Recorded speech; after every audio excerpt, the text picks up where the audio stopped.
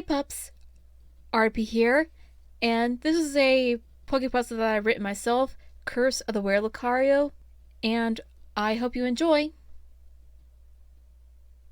Curse of the WereLucario. I'm a young trainer with a very special Pokemon, Lucario. This Lucario in particular was rescued from Team Rocket's extreme abuse as a Riolu. They did some unnecessary and brutal training and experiments on him when he was practically a few months old.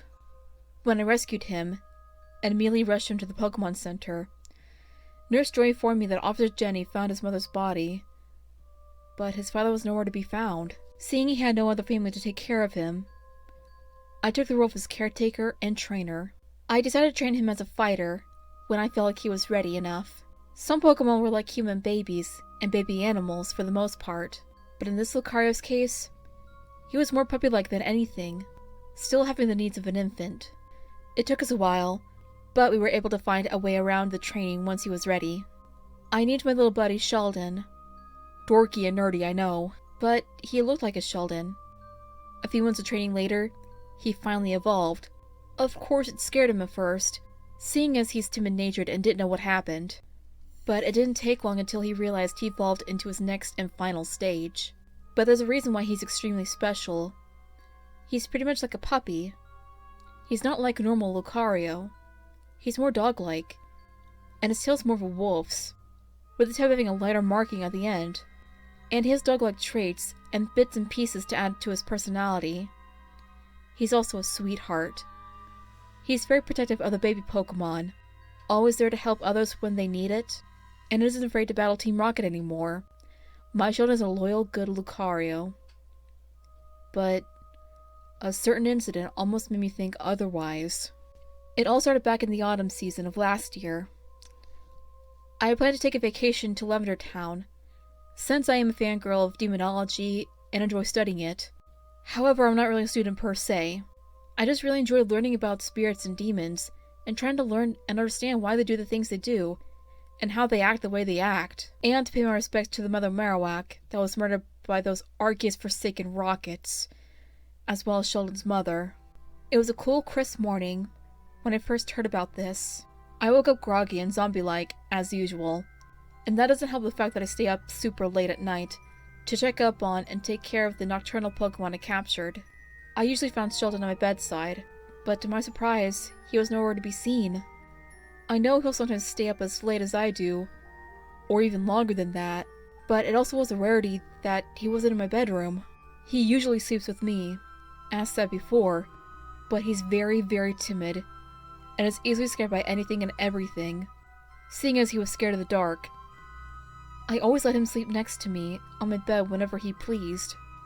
Worry immediately took over my mind as I shot up out of bed, literally throwing the covers off of my bed and running around the house calling his name. Fear and sorrow hinted in my voice. "Sheldon! Sheldon, where are you?" I busted open the front door and called for him as I ran around the yard. "Sheldon, come here, boy! Where are you? Please answer me!" The second I ran to the barn house, I found him. Still sleeping on a bale of hay I placed out for my Ponyta and Rapidash, Spirit and Sunset. I said in relief and wiped the tears away from my face and ran towards him. "Sheldon! There you are! I was so worried about you!" Sheldon slowly woke up, even groggier than I was, but something seemed off about him. I took a closer look and noticed his eyes were bloodshot, and he looked as if he was about to vomit. "Hey, everything okay?" I asked, petting his head gently and softly, being careful not to make it worse if he had a headache. Sheldon didn't answer. He just rolled over on his side. That's when I noticed his stomach. It was practically bulging out. It looked more like he was pregnant, which is entirely impossible, obviously. I figured he had maybe snuck into the jar of Pokemon treats and had a little too much of a good thing. "Oh, I see now," I said, sticking to my own assumptions. "You probably ate too many Pokepuffs and now you got a really bad tummy ache, huh?" Sheldon nodded, whining a bit. I sighed and continued on. "You probably thought some fresh air would help." I walked over to where his belly was. The poor thing looked like he was in really bad pain. So, I figured I'd do what always helped him. give him a belly rub. Once I followed up with my actions, Sheldon started to smile and pant, kicking his left hind leg up in the air, letting me know that that's what he needed. I couldn't help but smile and giggle. "Good boy, who's a good boy?" I said while continuing to rub his belly. It seemed to me like he started to feel a lot better. Not even 15 seconds later, my neighbor, an old farmer man, stumbled in and shouted probably loud enough for even Garantano himself to hear. "Where is it? Where's that damn Lucario? I'll kill the thing. It was the last thing I'd do!" I was extremely confused about what he was screaming about. Sheldon, being snubbed out of his trance, instantly jumped off the hay and ran inside the barn house for safety. I understood why because of all that yelling, but little did I know that it was a lot more than just that. Curiosity getting the better of me, I walked up to the old man and asked him, "Hey, Farmer Hector, may I ask why you're suddenly screaming about a Lucario and why you want to kill it?" Hector seemed to glare at me, as if I was trying to hide something. "You know damn well why I'm screaming about it and why I want to kill it, girl!" He leaned his face into mine, leaving only a few inches away from it. "Your Arceus damn Lucario trespassed on my property and killed and ate 3 of my Torchics! 3 Torchics! First of all, why would Sheldon want to eat another Pokemon? Secondly, why would Farmer Hector blame Sheldon for his missing Torchics? I took a deep breath before answering. "I'm sorry, Heck. Sheldon's a pacifist and wouldn't eat another Pokemon, even if he was forced to as a last resort for food. Don't you think that it could have been a Midnight Lycanroc, or even a Mightyena, or—" "No!" he shouted, interrupting me before I could finish. "That damn thing did it! I saw it do it! I've already got my gun good and ready, and I'm gonna kill that son of a bitch right here, right now!" Now, normally, I try to resolve things peacefully with Hector, seeing as he's an elderly man, but threatening to kill my Pokemon for something they didn't do was the straw that broke my back. I let my anger get the better of me, and allowed my mouth and rage to do all the talking. "Look, old man, my Lucario didn't do anything. Blaming him and wanting to kill him for nothing is the lowest of the low. And if anyone's doing any trespassing, it's you. Now get the hell on my property before I call the cops." We continued to argue and scream at each other for a good long minute before Hector finally left. Now, I shouldn't have let my anger get the better of me, but randomly blaming my Pokemon for something they didn't do, or wanting to kill them for no reason, always fills me with rage and boils my blood to the utmost highest amounts of rage. I entered the barn house and noticed Sheldon cowering in the corner. I went over to comfort him. He was frozen, completely and utterly still. His expression looked as if he was traumatized, seeing something that mentally broke him, making him catatonic. Little did I know, it was a look of he knew what he did and wanted to tell me but couldn't. My ignorance dismissed this as nothing more than extreme fear of what Hector was about to do. I promised him I wouldn't let anyone hurt him, and I would forever keep said promise. A few days passed, and everything seemed back to normal, until the day I was supposed to be packing for Lavender Town. Again, I woke to find Sheldon not on my bedside. I took a deep breath, and was about to go outside to look for him, until I spotted him on the couch. This time, I noticed his paws and mouth were red.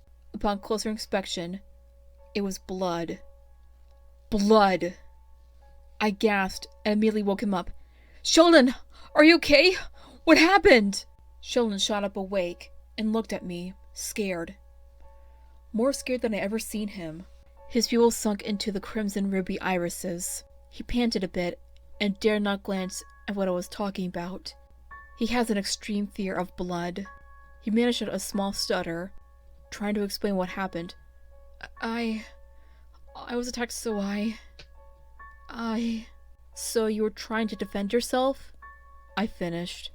Sheldon looked up and nodded. I immediately picked him up and held him like a newborn baby. "Don't worry, you're gonna be okay. I know you won't like it, but we better get you in a bath." I knew Sheldon hated bath time, but it was the only way to get him cleaned up. Once I finally got him in the tub, I gently washed away the dried up blood from his paws and fur. If it was caked on anymore, I wouldn't get him clean, and it would take forever. Once I finally got him all clean and dry, I walked over to the first aid kit and tended to any injuries Sheldon had, but was interrupted by a loud knock at the door. Stopping what I was doing and dropping everything, I walked over to the door and opened it to see Hector's wife, Mrs. Macton. Mrs. Macton? What brings you here?"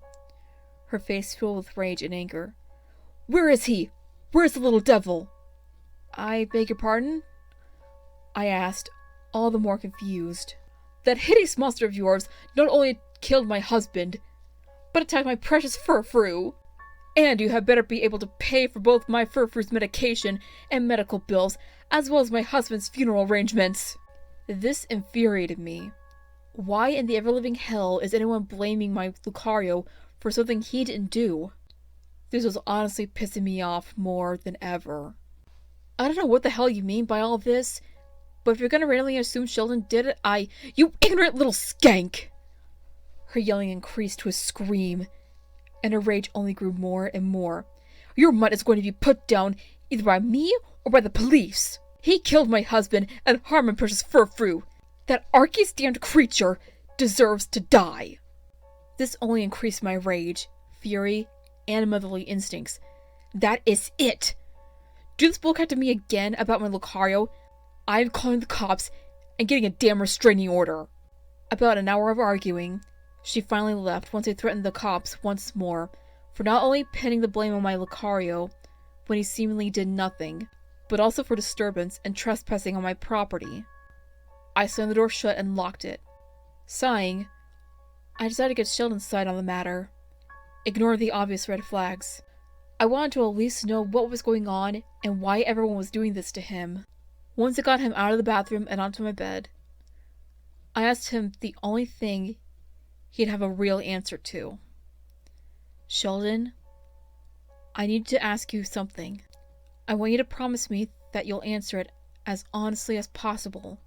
My tone was serious but gentle. Sheldon, not answering, nodded slowly. I took a deep breath and asked the one question.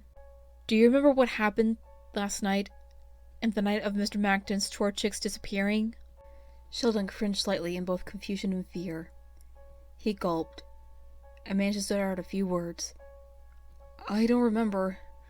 One minute I was asleep. Next thing you know, I'm either covered in red or my tummy hurts." Red meaning blood, which I knew what it meant. He had a strong phobia of blood, because it scarred him for life, being traumatized after his mother's death. So much so, he couldn't even muster out the word without passing out. Red being an alternative word for him. I nodded, letting him know that I was listening and understanding his side of the story. "But I... Sheldon tried to finish his sentence, but was cut off by sobbing. He ended up crying like a baby. He wouldn't be able to tell the rest of the story at this point, my look forming from a serious, stern expression to one of concern, worry, and pity for my boy.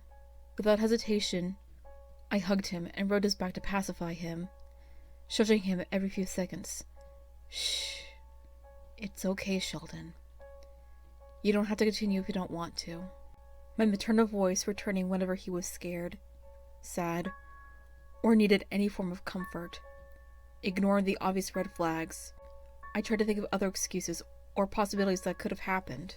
Maybe someone was framing him to make him look like a monster. Maybe another Pokemon like a Mightyena or a Midnight Lycanroc, or some other Pokemon could have done those things Sheldon was being blamed for, and he was only trying to stop them. Maybe they were jealous that I was the only one in my neighborhood with a Lucario, and their envy took over them with pure rage and hatred and wanted him to themselves. Those were the only possible answers I could think of. Maybe if I hadn't ignored the real answer in front of my ignorant blind eyes, I would have done something sooner. I was even too stupid to realize what the truth was to notice, but I'd never reject my boy. I cradled and held him like a newborn baby. I hated seeing my boy like this. "Don't worry, I'm not gonna get rid of you or abandon you. I'd never do that, Sheldon." I spoke sweetly and calmly, hoping to comfort him more, and to make sure he knew that I'd never leave him. I love you, Sheldon, no matter what. He licked my hands in response, letting me know that he loved me too. Then I grew long and drawn out as I was too busy keeping an eye on Sheldon while making some last-minute preparations before leaving for Lavender Town in Kanto. So far nothing bad happened with him. Thankfully he slept like a baby the entire night. He didn't move from his spot or anything. I figured everyone was just taking their own anger and stupidity out on him for no reason at all. Oh, how wrong I was. The day we were about to leave, I decided to make a quick pit stop to Cinnabar Island to visit the Cinnabar Mansion and do more research on it and capture either a Muck or a Weezing to help me out with completing the Pokédex. Our first stop was Cinnabar. Sheldon and I got off the ship and we made our way to the Cinnabar Mansion. The old building was still the same as it was, completely intact on the outside, but everyone knew that the inside was damn near demolished thanks to Mewtwo, with the exception of the final floor. Sheldon, as usual, showed in fear with the very aura of the building. Like always, I gave him a reassuring pat on the head. Don't worry, I'll be by your side no matter what. The second we entered, Sheldon sheepishly following behind. I sighed, seeing its old, unrepaired inside. I guess the town likes this place almost destroyed on the inside like it should be. I took in the awkwardly uneasy atmosphere the area gave off, and went in search for my soon-to-be-captured Muck or Weezing, making sure Sheldon followed behind every few seconds, looking back at him and walking a few steps, making sure he was following close by. Thankfully, he always stayed close to me whenever he was afraid. I was thankful he didn't wander off like most of the others. That always worries me. If they were hurt, or even worse than that, when they take off without me knowing. We managed to reach the final floor and continued our search for a Muck or a Weezing. So far I wasn't having any luck. I kept running into Growlithe, Vulpix, and even a Voltorb or two every so often. I sighed, probably thinking it was already getting dark out. I decided to head back. Come on, Sheldon, let's go. We'll have better luck next time. I walked past him, but something was off about him. I glanced back at him to see if he was all right. He was shivering, and his breathing was uneasy and heavy. I was worried that he was either cold or sick or even worse. Sheldon, what's wrong, buddy? I asked, turning around immediately and about to put a hand on him to calm him down. I was stopped by a heavy, rough pull and grabbed tightly. Hey, what are you doing? Let go of me! I shouted at whoever it was. When I turned to see who, it was a rocket grunt. Another one immediately grabbed Sheldon, and then came 4 or 5 more grunts. I knew Kanto was infested with these guys as if they were cockroaches, but this was really getting me angry. What do you guys think you're doing? Leave my Sheldon alone! I screamed and demanded, but my empty rage was almost a mere game to them. Kid, you don't know what you're dealing with here. That Lucario is a WereLucario. The grunt gripping my arm spoke. His voice was rough and serious. I don't care what he is. He's my friend. Now let us go. I demanded once more. I just wanted these morons to leave us alone for God's sake. The grunt gripping my boy as if he was a ragdoll scowled. You're really that dense, aren't you? WereLucarios are dangerous, you brat. He's a killer. He kills smaller Pokemon for food and game. If a human even tries to pet or stop him, he'll just end up attacking them maliciously without guilt or regret, and won't stop until they're good and dead. That's when the pieces of the puzzle were beginning to be put together. Sheldon was blamed for eating Hector's Torchics. Then in pure rage, he attacked and killed Hector, and attacked their Furfrou when it tried to intervene. Mrs. Macton stopped him, possibly by hurting him as bad as she could. I was surprised when he managed without a single bruise or cut. But Sheldon was a sweet Lucario. He wouldn't do anything bad like that on purpose. Would he? Just as I was about to protest, I was stopped by the sound of sickening bone cracking and Sheldon crying out in agony and growling intensely. His muscles were becoming more definite. His teeth grew sharper, almost as if they were knives or a Zubat's fangs. His fur becoming a slightly darker and duller hue, with his mask becoming zigzagged. His aura sensors now forming crimson zigzags as well. His claws now becoming more apparent and sharp like scissor hands. His fur also became more shagged and slightly longer. His paw and chest spikes became sharper too. Once the horrific and painful transformation was complete, he howled loudly in both anger and relief.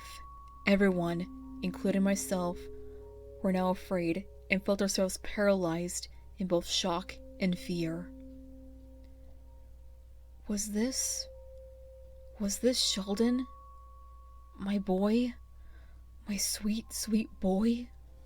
One of the grunts panicked and began barking orders. Kill that thing now!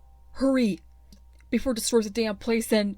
He was cut off by a sharp pain in his thigh. Looking down, he cringed in both pain and anger. He saw Sheldon. The now beastly Lucario tightened his jaw on the man's leg. The grunt let out a loud, agonizing scream of torture and shock. He tried to pry him off his leg. However, his attempts were futile, as he slowly began to pass out from blood loss and eventually died. One Sheldon tightened his jaw more onto his leg, to be sure that he was dead for good. He finally let go after a few short seconds more. He turned to the other grunts, huddled together in fear. His mouth and teeth now coated in metallic red crimson. One grunt growled in anger. Damn thing killed him! He pulled out a gun, tears now staining his face. Kill that damn thing! Kill it! He began shooting at Sheldon, as the others followed his example. They all tried shooting or stabbing at the now beastly Sheldon. They even sent out their Pokemon to help out. Every bullet, knife, and attack weren't very effective, or just flat out missed, seeing how Sheldon knew extreme speed. With ease, he killed them all similar to the way as he did with the previous grunt, using Metal Claw and Bite on each and every one of them, almost to the point of it becoming a bloodbath. Their screams of fear and pain increasing from all sides. I couldn't believe what I was seeing. This was what Sheldon really was, and I was too stupid to even realize what was going on. Sheldon used Mega Punch on the one still gripping onto my arm, to the point of me almost losing blood flow. He let go of me, letting me fall onto the floor and witnessing the murders before me. Sheldon used Metal Claw on the man, causing him to have a large slash on his stomach, and he died of blood loss almost instantly. He wasn't attacking the Pokemon though. They all seemed to flee, either from fear or knowing that they were free from those rocket grunts. Sheldon glanced over at me, glaring at me almost. I froze in fear. I couldn't move or scream if I wanted to. I tried finding my voice, but it was nowhere to be found. I wanted to move my body, but I was frozen from trauma and fear. Within a few short seconds, Sheldon led away from me in the bodies and down the steps. As I regained myself, I immediately got up and walked through the corpses and managed to make it downstairs. The second I got out of the mansion, the area was now surrounded by policemen. Once they got me to a secluded area, namely the Pokemon Center, they started asking me questions I had to try and find the perfect answer to. I didn't want them to find Sheldon, or put him down by force. I still loved him after all. I managed to ask a serious question about him. By any chance, did you see a Lucario run by here? The officer shook his head. Afraid not, ma'am. Is he yours? I nodded. His name's Sheldon. Can you give us a picture of what he looks like? I gave him everything they needed to know about Sheldon. A photograph, his caller ID, all the info they needed. The policeman nodded. Okay, we'll look from everywhere in Kanto if we have to. He then put a hand on my shoulder and gave me a reassuring smile. Don't worry, you'll find him. I could only hope he was right. The next morning, I made my way to Lavender Town. I immediately began asking around if anyone saw a Lucario in the area. Every time, they answered no. Some rather polite and asking if the Lucario was mine, and gave their condolences and said I'd find him soon. Others rather rude and wrathful, due to interruption of someone's grief towards their now-deceased Pokemon by accident. Almost at the edge of defeat, I walked into a small Pokemart and bought 2 bouquets of flowers. One for the Marowak, and one for Sheldon's mom. As I entered the tower, making my way up the final floor and towards the graves, I noticed another bouquet already on Daisy's grave, Sheldon's mother. They were sky blue roses. Again, I was confused, but I slightly knew what the answer was. Sheldon was already here when no one noticed, or so it seemed. I shrugged, still clinging on to some hope at least, and placed down both bouquets. White roses for the Marowak, and light blue for Daisy. Heading back out of the tower and onto the ship, I was worried about Sheldon, wondering where he was, and if he was okay or alive at the very least. I barely slept at all last night. Once I arrived back to Sinnoh, I made a beeline straight for home, not bothering to make any pit stops to the Pokemart or the Pokemon Center, and not even stopping for anything. I just wanted to be home already. Once I arrived at my home, I unlocked and opened the door to something I wasn't expecting. Sheldon, sitting on the couch, waiting for me, still in his WereLucario form. Not knowing how to react, I just threw my hands up in the air, staying still. He jumped off the couch and walked towards me, sniffed me, and jumped up, wrapping his arms around my neck for a hug. Thankful that he was still my boy, I hugged back. "I love you, Sheldon." Sheldon licked my face in response. I was definitely lucky that he still stayed loyal to me. I'd hate to imagine if he wasn't. That would be a different story. No matter what, Sheldon will always be my boy. Alrighty, pups. I hope you liked that little creepypasta story. And if you didn't, then what can I fix up on it? Please let me know in the comments down below. And I'll see you later, pups.